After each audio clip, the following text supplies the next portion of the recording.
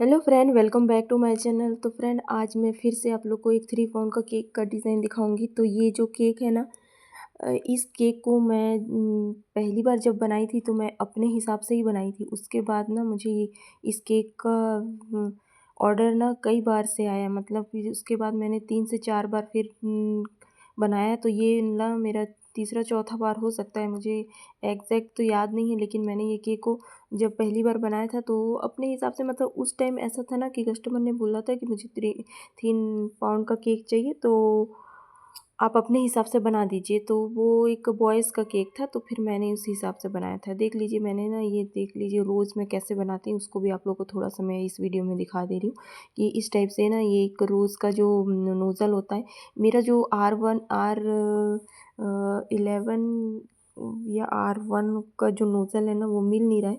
लेकिन मैंने फिर भी ये रोज़ वाला जो नोज़ल है ना, तो ऐसा कुछ नहीं है। मैं नोज़ल के बारे में आप लोगों को एक वीडियो में और भी बता चुकी हूँ कि समथिंग उस टाइप से डिज़ाइन अगर होगा ना तो आपसे बन जाएगा। तो ये भी मेरा देख लीजिए, वो रोज़ वाला नोज़ल तो नहीं था, लेकिन मैंने फिर भी मतलब कि रोज़ वाला नोज़ल है, लेकिन एग्जैक्ट जो रोज़ वाला जो नोज़ल होता है ना वो नहीं है फ्रेंड। फिर भी मैंने इसको बना लिया। तो अब आते हैं फिनिशिंग की तरफ। तो फिनिशिंग के लिए देख लीजिए, मैंने वाइट क्रीम से ही इसका फिनिशिंग स्टार्ट कर दिया है, क्योंकि ये वाइट क्रीम से ही मुझे इसको बनाना है, मतलब बिना कलर के मुझे केक का फिनिशिंग करना है। तो अब टिन के बारे में बात कर लेते हैं। तो ये हाइटेड केक होगा और 3 पाउंड में होगा।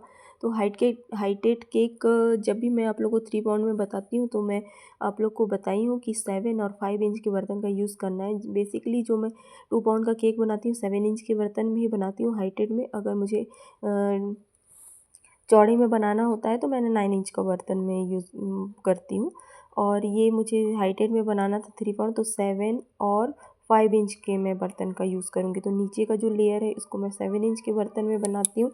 और देख लीजिए, मैं इस टाइप से इसका फिनिशिंग करती हूँ। फिनिशिंग इस केक के लिए मुझे फिनिशिंग के लिए ज़्यादा भी ध्यान, अगर आप थोड़ा मतलब कम फिनिशिंग होगा तो भी चल जाता है इस केक के लिए। लेकिन जैसा कि मैं फिनिशिंग अच्छे से कर ही लेती हूँ, तो मैं फिनिशिंग पहले कर ले रही हूँ अच्छे से, उसके बाद मैं इसमें इस टाइप वाला डिज़ाइन बनाऊँगी। तो ये देख लीजिए, ये है कलर, लिक्विड कलर। आप अपने हिसाब से जेल कलर भी ले सकते हैं, तो लिक्विड कलर से भी ये हो जाता है, कोई दिक्कत नहीं होता है। उसके बाद जब इसको हमको केक में अप्लाई करना होता है ना, तो थोड़ा हल्के हाथों से हमको इसको लेना पड़ता है। अगर आप ज़ोर से करेंगे ना, मतलब बहुत अचानक से करेंगे या फिर बहुत दबा के करेंगे ना, तो वो क्या होगा, केक में दब जाएगा और पूरा केक ख़राब भी हो सकता है। इसलिए हल्के हाथों से करना है। इस टाइप से ये डिज़ाइन बना लेना है। तो मैं देख लीजिए ब्लू कलर से बना रही हूँ इसको, क्योंकि वो केक ब्लू और वाइट के कॉम्बिनेशन से ही था। तो 2 कलर आप आसानी से ऐसा बना सकते हैं। दिक्कत होता है तो आप पाइपिंग बैग में भी लेके कर सकते हैं।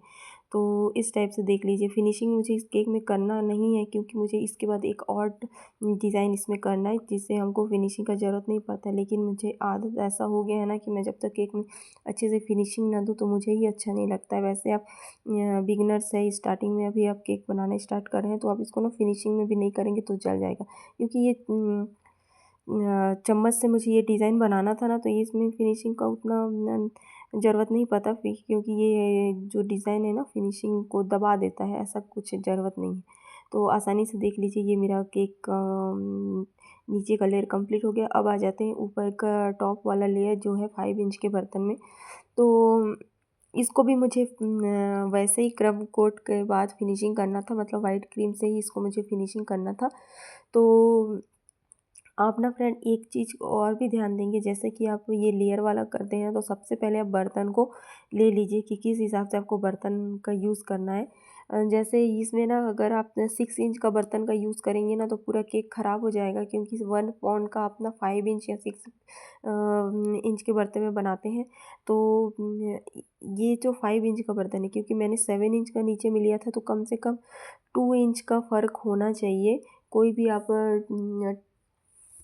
डबल लेयर का जो केक बनाते हैं या ट्रिपल लेयर का जो केक बनाते हैं, उसमें 2 इंच का फ़र्क होना चाहिए। जैसे ये 7 और 5 का है, तो आप उस हिसाब से कर सकते हैं। हाँ, किसी-किसी एक में 3 इंच का भी जैसे रहता है, जैसे मैं 9 इंच के बर्तन का यूज़ करती हूँ ना, उसमें भी 5 इंच के बर्तन का भी काम हो जाता है।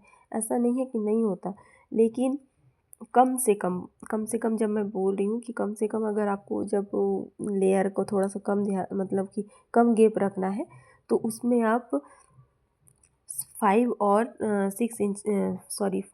7 इंच के बर्तन का यूज़ करते हैं।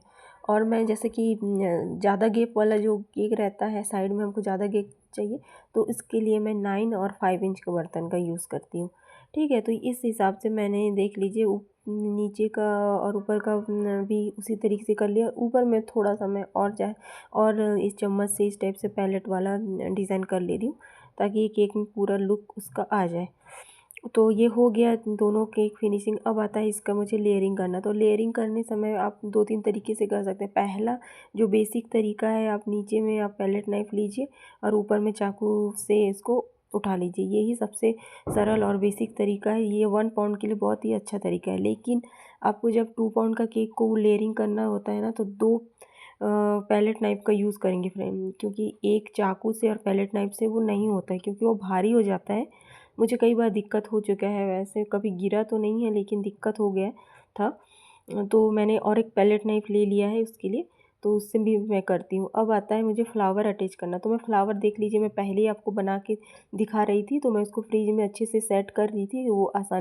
वो बहुत अच्छे से सेट हो गया। अब इसको मुझे इसमें केक में यूज़ करना है। तो इस टाइप से एक-एक अलग-अलग कलर वाले जो केक है फ्लावर है उसको मैं इस टाइप से यूज़ कर रही हूँ। तो एक मैंने वाइट रखा है और एक को थोड़ा-सा रेड कलर किया था।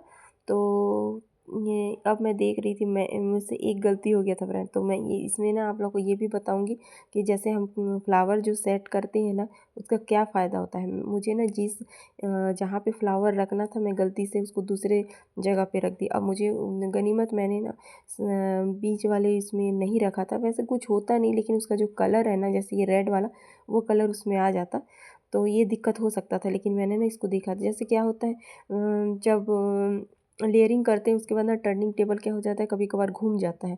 तो हम जिसको सीधा करना चाहते हैं ना, वो कभी कभार मतलब घूम के पीछे साइड चला जाता है। फिर हमको थोड़ा सा ध्यान देना पड़ता है। तो इस चीज़ को ना मैं जैसे फ्लावर रखी ना, उसके बाद मुझे ध्यान में आया कि मैंने ना इसको थोड़ा सा गलत जगह पे रख लिया है। फिर उसको मैं फिर तुरंत उठा ली। तो ये फ़ायदा होता है फ्रेंड, आप अच्छे से अगर आपका फ्लावर सेट है तो आप एक जगह रखने के बाद भी फिर उसको उठा के दूसरे जगह रख सकते हैं। तो ये बहुत ही फ़ायदेमंद होता है। तो और देख लीजिए फ्रेंड, ये